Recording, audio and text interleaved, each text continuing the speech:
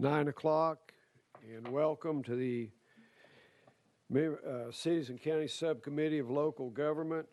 The committee will come into order. Clerk, take the roll, please. Vice Chairman Calfi. Here. Representative Chism. Here. Chairman Crawford. Here. Leader Gantt. Chairman Helton. Here. Representative Miller. Here. Vice Chairman Wright. Is excused, he's being inoculated. Chairman Moon. Present. Mr. Chairman, you have a quorum. Thank you. We'll go ahead and start this morning. Our first bill is 1097 by Representative Bond. Do I have a motion on 1090? We have a motion and a second. Representative Bond, you're recognized. Thank you, Chairman Moon, and I do believe we have an amendment on this one. Is there a motion on the amendment? Barcode 4276. We have a motion. We have a second. We have a motion and a second. Representative Bond, you're recognized on amendment 4276. The amendment clarifies that for a county to implement the terms of this bill, it would require a 2/3 majority, not just a simple majority. Any questions on the amendment from the members? Hearing none, we're voting on, without objection, we're voting on amendment 4276. All in favor say aye. Aye. Opposed say no. The amendment carries. We're back on the bill. Mr. Sponsor. This is a bill that would allow counties to self-insure their public officials. Originally, in the state of Tennessee, counties were required to carry surety bonds in order that would guarantee that public officials lawfully perform their job duties in a legal manner. After a period of time, the state of Tennessee, 4 or 5 years ago, decided to also allow counties to take out insurance policies under essentially the exact same terms. This is a bill that would allow counties to have a third option if those counties are already self-insuring their liability under the Tennessee Government Tort Claims Act. If a county is already self-insuring liability under that act, this bill would allow them to also self-insure their public officials. And I probably should take a moment to say exactly who we're referring to when I say public officials. These are constitutional officers, these are elected officials, these are fee officers. It's anyone who handles money for a county, and what this is self-insurance for is the mishandling or mistakes with money or dishonesty or a crime involving money. So this would provide counties with a third option. Counties don't have to exercise the option, but if they choose to, then again, according to the amendment, it would take a 2/3 vote majority by that body. Members have any question of the sponsor? Seeing none, is there objection to the question? Hearing no objection, we're voting on House Bill 1097. All in favor say aye. Aye. Opposed say no. House Bill 1097 moves to the next available calendar of local government. Thank you. Thank you all. Next bill is 665 by Chairman Halford. The chair does have an original resolution of the Gibson County School District requesting this action. Is there a motion on House Bill 665? There's a motion. Is there a second? A second. Chairman Halford, you're recognized on House Bill 665. Thank you, Mr. Chairman, and for the motion. As most everybody knows, I have most all the special school districts in the state. Lucky me, I guess. But this is one of them. Gibson County Special School District is asking permission to issue and sell bonds for the not to exceed $5 million. Interest rates are pretty low right now, so they feel like it's a good time to do this. This, of course, is for work that they need to do, whether it be acquisitions of property or maintenance or things like that. So basically, that's it. They're just asking permission to issue and sell those bonds, Mr. Chairman. Members have any question of the sponsor? Question's being called. Is there objection to the question? Hearing no objection, we're voting on House Bill 665. All in favor say aye. Aye. Opposed say no. Motion carries. This moves on to the next available calendar of local government.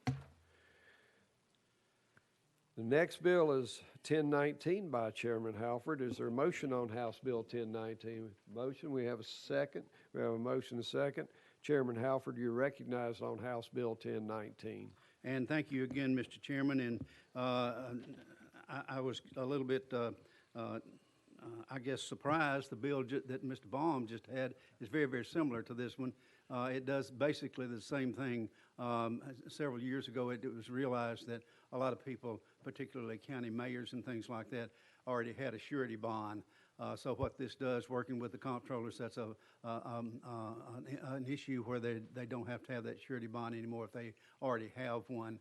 And but it does allow them to buy an insurance policy. It's not self-insured, but this allows them to buy insurance policy to do the same thing. So basically, we have a similar. This is for human resource agencies. That's correct. Yes, That's I'm sorry, clarification. I didn't mention that. Yes, sir. That's what it's for. Is there questions of the sponsor by the members? Question been called on the bill. Is there objection to the question? Hearing no objection, we're voting on House Bill 1019. All in favor say aye. Opposed say no. The ayes prevail. House Bill 1019 moves to the next available calendar, local government. Thank you, sir. Thank you, Mr. Chairman and committee members. The next bill is House Bill 652 by Chair Lady Hazelwood. To have a motion, to have a second. There's motion and a second. Chair Lady Hazelwood, you recognize on House Bill 652. This legislation comes from the Comptroller's Office, and it's just an effort to bring consistency to the code. We have, in different places in code, different entities that are very similar, have different rules. So this would just make all of those consistent. For instance, budgeting and utility finance laws. Currently, utility districts have to submit cash basis budgets to the Comptroller's Office for review, but these are cash basis. That's the only thing they're produced for, is just to go to the Comptroller's Office, because now everyone has to use accrual accounting. So this would eliminate the need for providing those cash-based budgets. And again, what we're doing with this bill is just making consistent operations for all of the utility districts across the state and providing comptroller approval of those budgets to help them keep from getting in trouble. Any members have any questions of the sponsor? I have a question on the bill. Is there objection to the question? Hearing no objection, we're voting on House Bill 652. All in favor say aye. Aye. Opposed say no. Ayes prevail. House Bill 652 moves to the next available calendar on local government. Thank you, sir. Thank you, committee. Next bill is House Bill 612 by Leader Gantt. Leader Gantt is presenting two bills in insurance right now. We'll roll that to the Hill. Is there objection? We'll roll that to the Hill. So the next bill is House Bill 1365 by Chairman Carter. There's been a request to roll this bill 1 week. Is there objection to rolling this to 1 week? Hearing no objection, House Bill 1365 is rolled 1 week.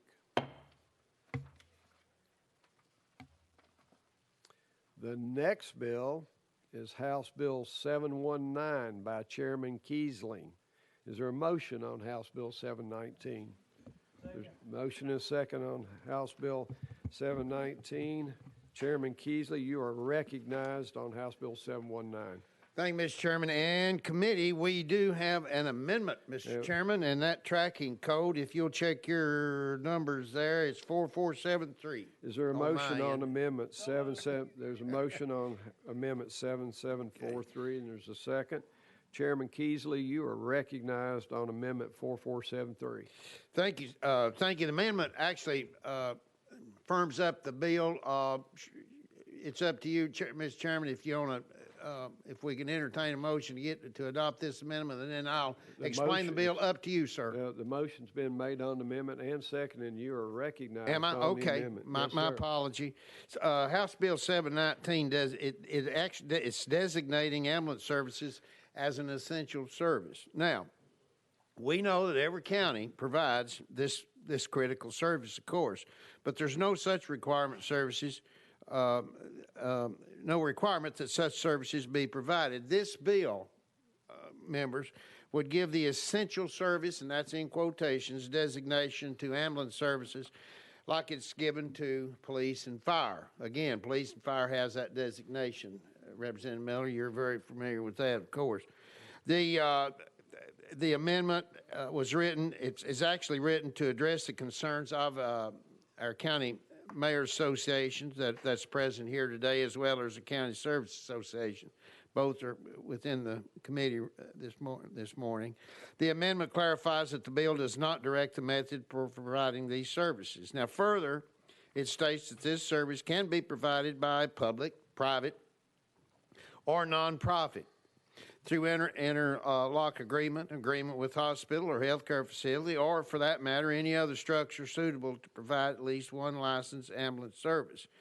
It also reiterates that a county is not, I repeat, not required to appropriate county revenue for this service if it can be provided by other means. And lastly, the amendment codifies the existing relationship between counties and municipalities in regards to their ability to provide this service with the approval of their governing bodies, Mr. Chairman. And with that, that concludes my talking points, and I'll be glad to entertain any questions, sir. Members have any question on the amendment?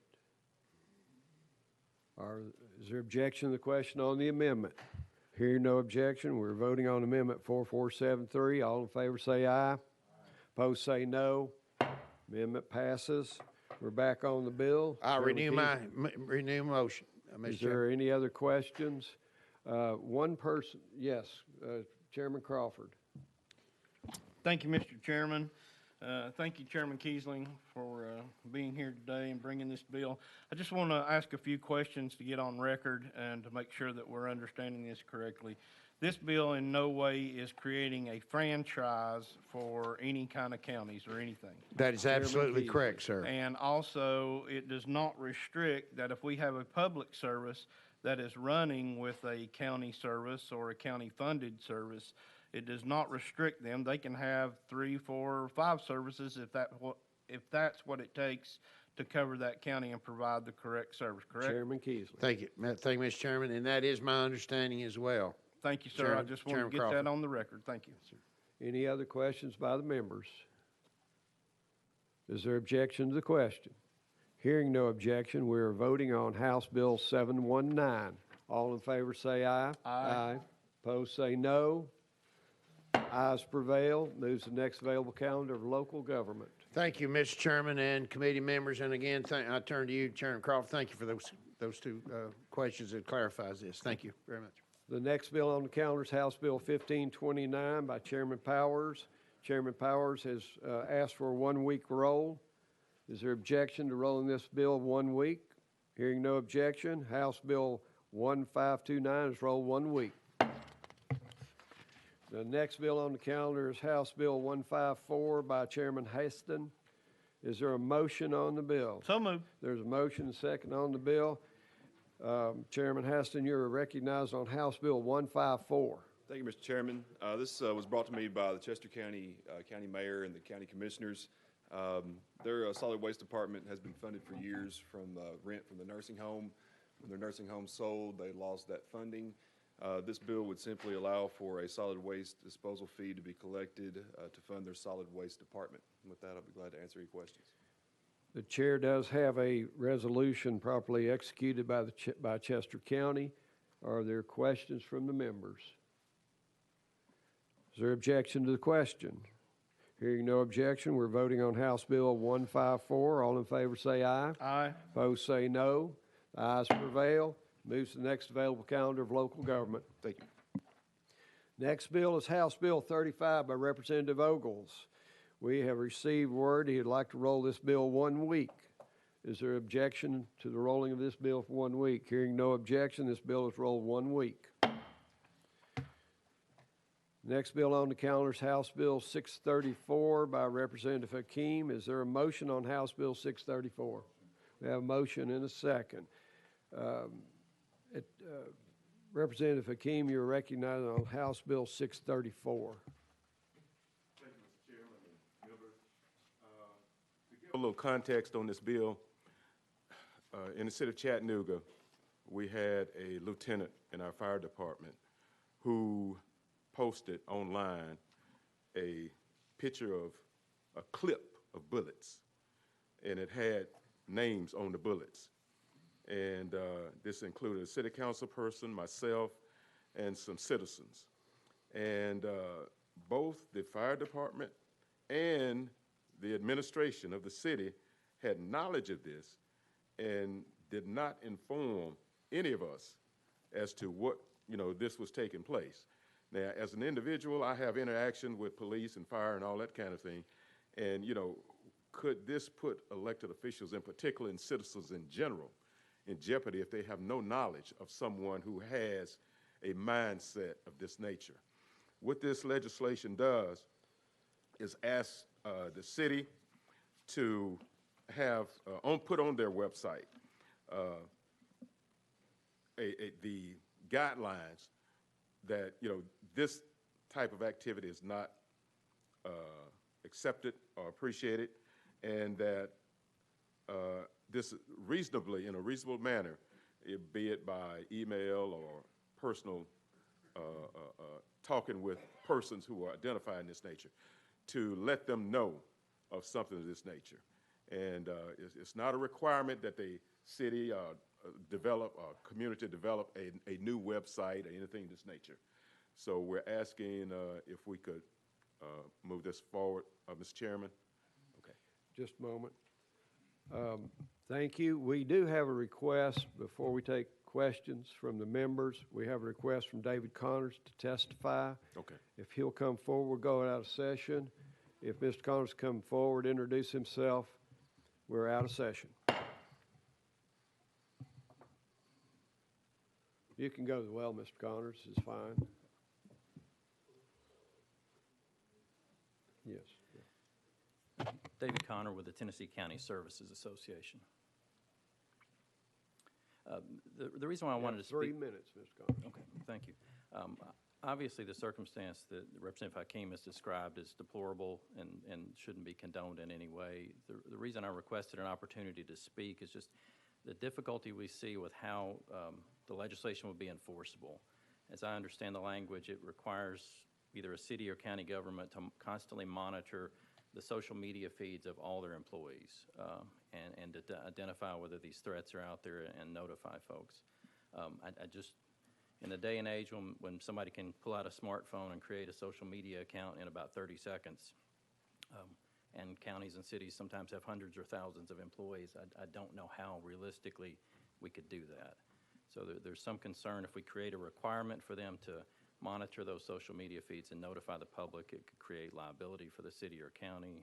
Obviously, the situation he described is horrible and should never occur and should be disciplined, but I don't know how we could practically enforce the legislation as written.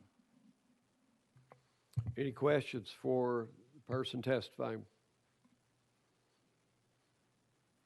Representative Miller, you're recognized. Thank you, Mr. Chairman. Representative Keane did say that, well, as I remember it, the city knew about this incident, but the city did not contact anyone that their names were on the bullets. Would you have an issue with, if the city knows about an incident like this, then they reach out to the individuals that are involved, or how would something like that would work? Mr. Connors.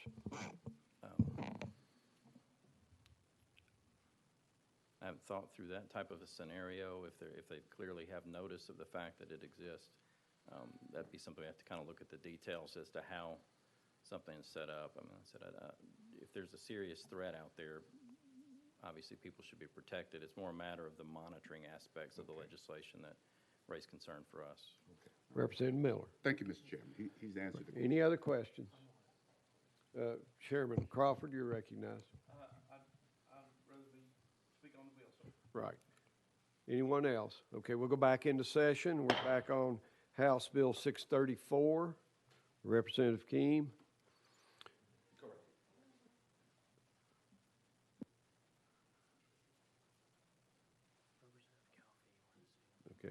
First, I'll go to Chairman Crawford.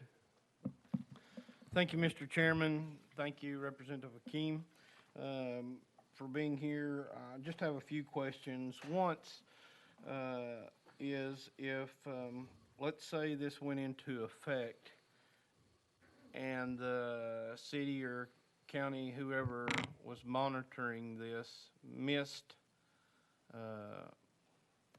a post that was made or a statement that was made, would that liability fall back on that city at this time? Representative Keane. Thank you, Mr. Chairman. If I may, firstly, if we look on the page where the fiscal note is, and we deal with the assumptions, it says that the city is not required to monitor the social media platforms. But when an instance happens, then they're asked to notify people of the concern. And also, it says that it's not necessary for the city to establish a new website, anything of this nature, and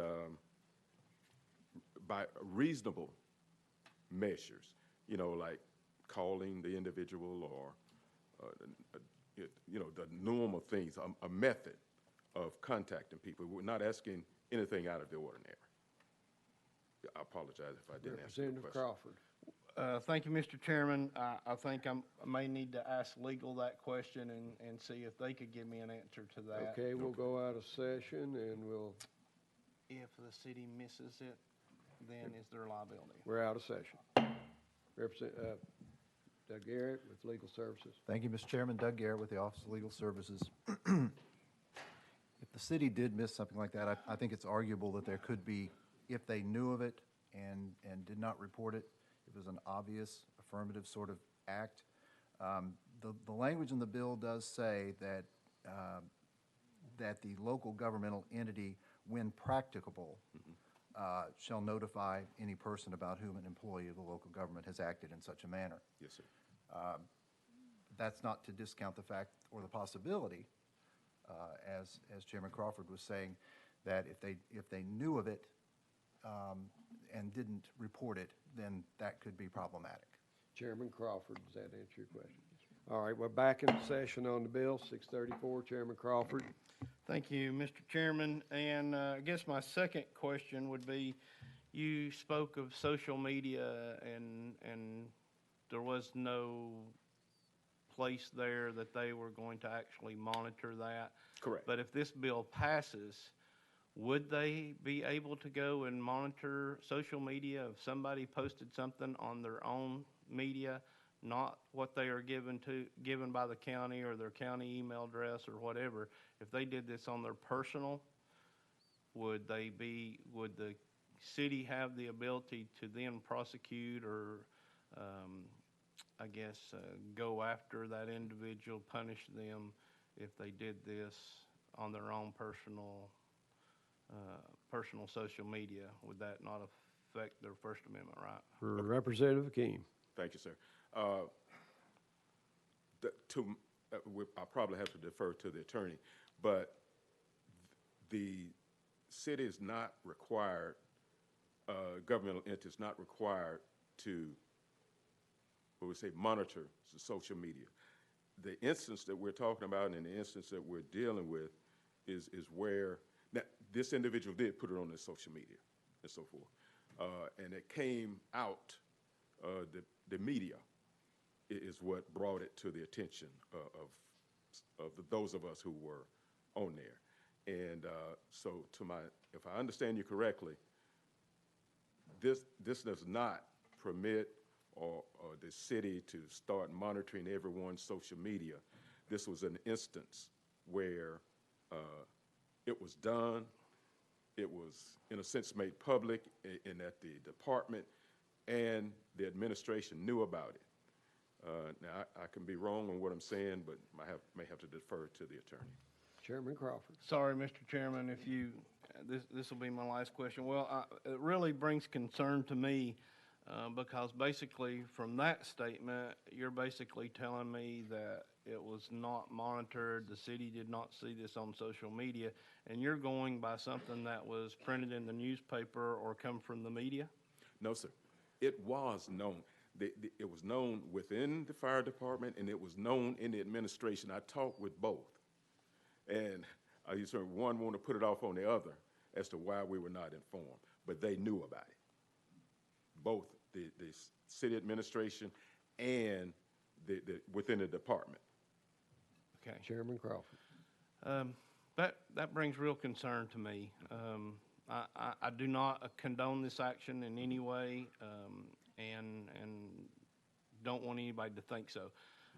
But this really concerns me, the avenue that's going. There's surely got to be a better way that this could be handled, but it does concern me. Thank Yes, you. sir. Thank you for your time. Yes, sir. Thank you, Mr. Chairman. Next on the list is Representative Calfi. You're recognized on House Bill 634. Thank you, Mr. Chairman.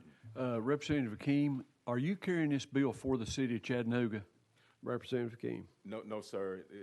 As a result of what transpired and my own involvement in it, and just citizens, I guess you could say I'm carrying it for the citizens and myself. So is this statewide or is it just for Chattanooga? Representative Keane. Now, I did this in the interest of Chattanooga, but if it's the will of the body to go beyond that, I don't have a problem with it. Representative Calfi, just a moment. I believe the bill is a statewide bill. Statewide. It's a statewide bill. Representative Calfi, you recognize. My last question, what disciplinary action was taken? You said this guy was a city fireman, and both the fire department administration and the city administration knew about it, and you're sure that they knew about it? Oh, yes, sir. Representative Akeem, go ahead. And what was the corrective action they took? Was there disciplinary action, or what did they do? Representative Akeem. This happened, I guess we say, right at the beginning of the COVID epidemic, and he was put on leave. They gave him medical treatment, and it was determined within the fire department, not from a medical person, but from within the fire department, that he's okay. Representative Calfi. Okay. Well, thank you, sir. Thank you, Mr. Chairman. Representative Chism, you're recognized. Thank you, Chairman. For Representative Hakeem, I'm looking here at some of the assumptions in the bill. Yes, sir. So the assumption is that a local government post policies on their website, not create a new one, but put policies on the website. Yes, sir. Okay, and it does not require that they search employees' social media, right? Correct. Representative Keane. So pretty much this bill just ensures that a government entity puts their policies on the website that talks about a situation like this and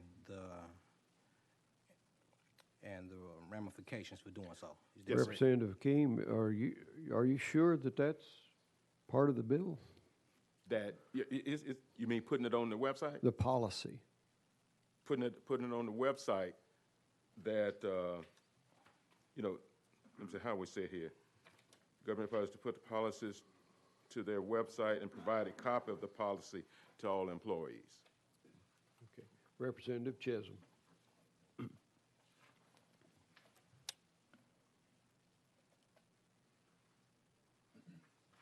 No further question. That's all. Next on the list is Leader Gantt. Leader Gantt, you're recognized on House Bill 634. Thank you, Mr. Chairman. All right, I'm confused now, and it doesn't take a whole lot to do that to begin with. So, with your indulgence, give me a quick summary of what the bill is doing one more time. I know you've explained it, and I'm sorry to ask you to do this again, but help me understand it. Just a quick summary. Okay. Representative Keane, you're recognized. Thank you, sir. For the entity, the governmental entity, to put on their website the policy in regards to, I guess essentially saying this is behavior that is not acceptable, and to notify persons who are identified as potential targets to be notified using, where practical, using general methods, phone, email, something like that. And this is not to monitor their website, online posts, or anything of that nature. But when an event of this nature happens, then, there should be some intervention on the part of the governmental entity. We're saying disciplinary items, if need be, and essentially notifying citizens. Leader Gantt. I'm not sure who can answer this question, but don't our municipalities and government organizations already have these policies in place that address issues like this? Representative Hakeem. Not in our community. I checked on this beforehand, for our community, and we don't have anything like that. Leader Gantt. So I'm thinking about the cities that I represent. How would they take this on as far as monitoring all the social media that goes on out there? Because Lord knows that I've probably gotten 30 notifications just in the last 5 minutes of somebody tweeted this or said that. So does this create or make a municipality or organization create a position just strictly to monitor everybody's social media? Representative Hakeem. Let me say again, this bill does not ask or request that the governmental entity surf the social media of anyone. But if a person puts it on their social media and it's known by their department and by the city and by the government, then that person, in my mind, should be informed of that. You're not going out looking for these things, but when it happens, as I said in this instance, the only way we knew about it was that the media got a hold of it and brought it forward. Leader Gantt. So how would this be different than we're in the hallway or at the grocery store and, somebody heard a person say something very similar to what was being said on social media? How would that be different other than it's just on social media? Representative Hakeem. Okay. I don't know if my example would be different, but what happened was this individual put on his social media what appeared to be, was it AR-15 clip of bullets, and had people's names on there, and with threatening people. And I think that makes it different from what you see in the grocery store. Leader Gantt. Well, I'm just trying to rationalize this.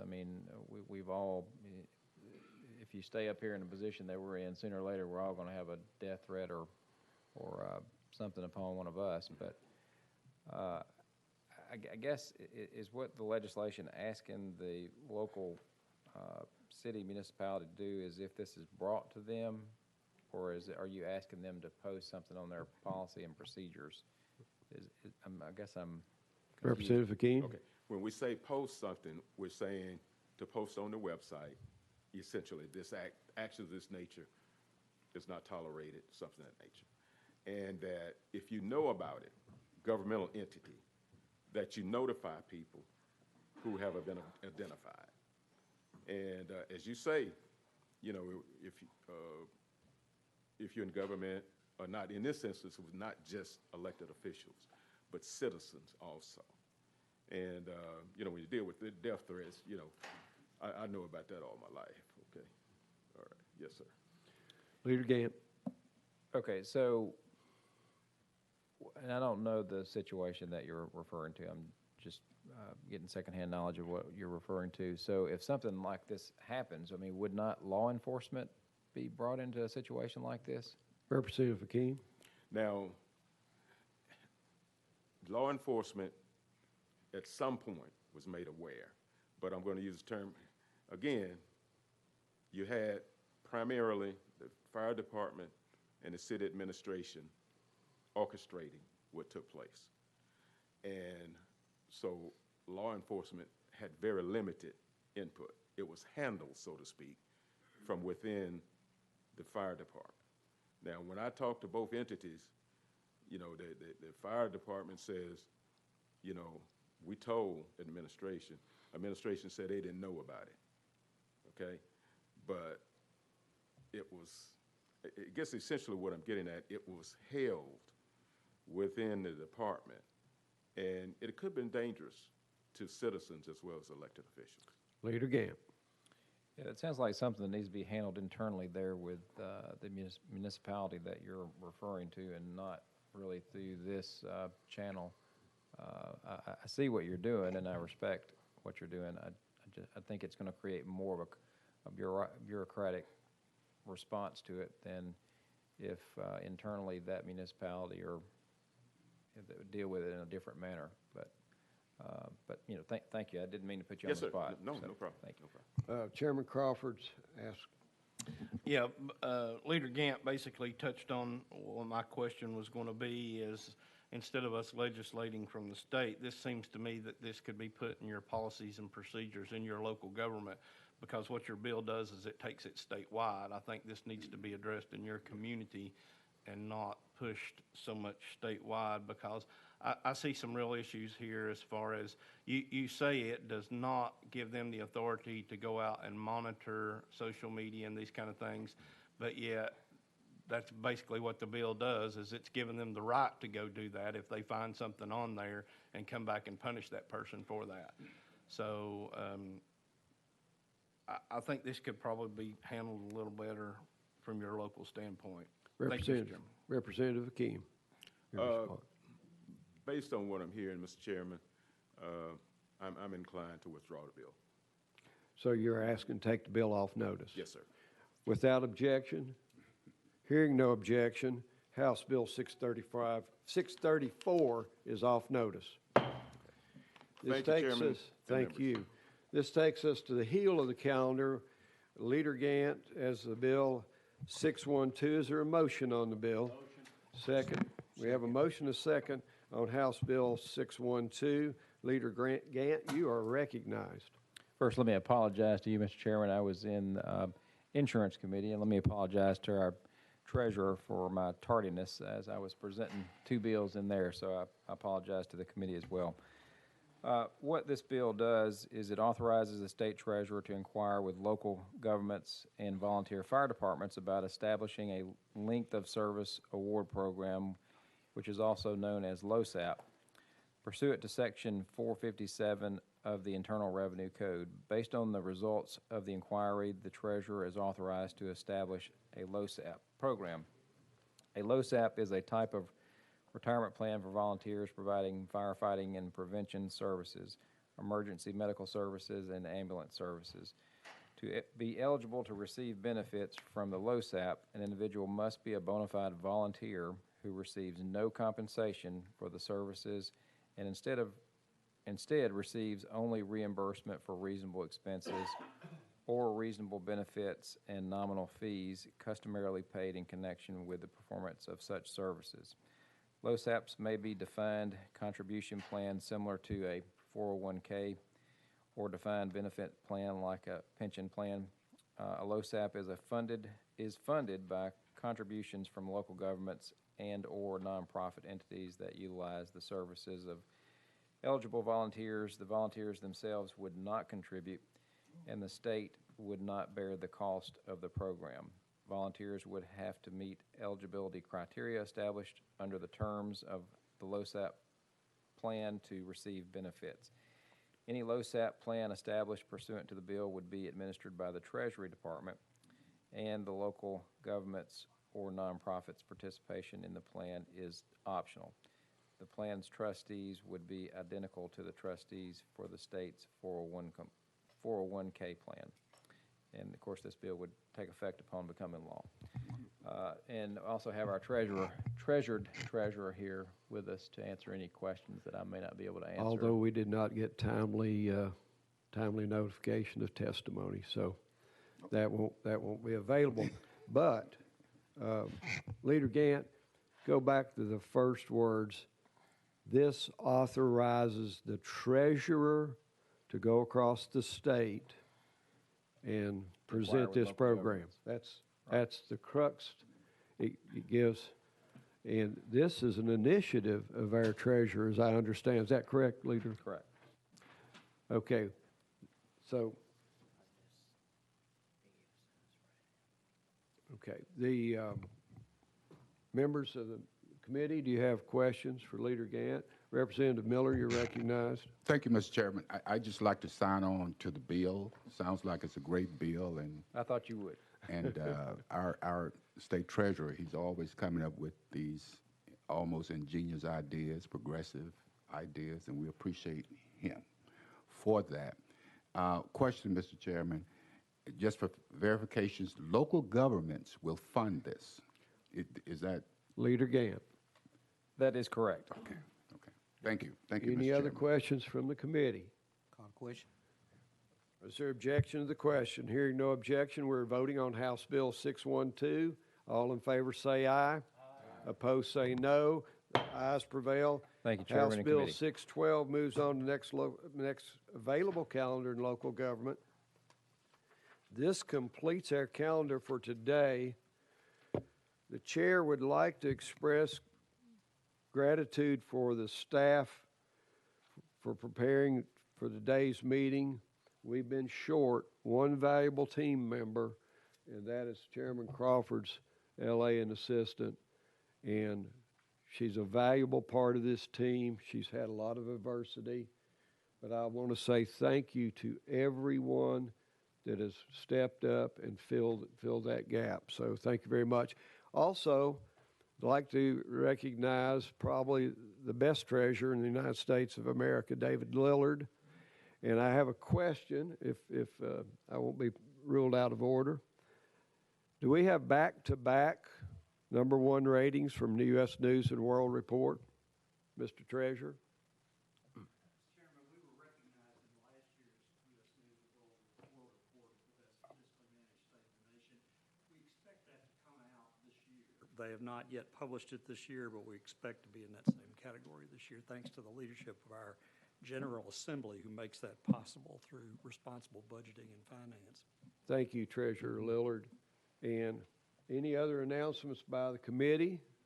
Mr. Chairman, those that you were bragging on, are you going to take them all to Jeff Ruby's tonight? That'll be looked at and considered. Without objection, we'll stand adjourned. Hearing no objection, we are adjourned. Good job, Mr. Chairman. Jeff Ruby's coming. I'll settle for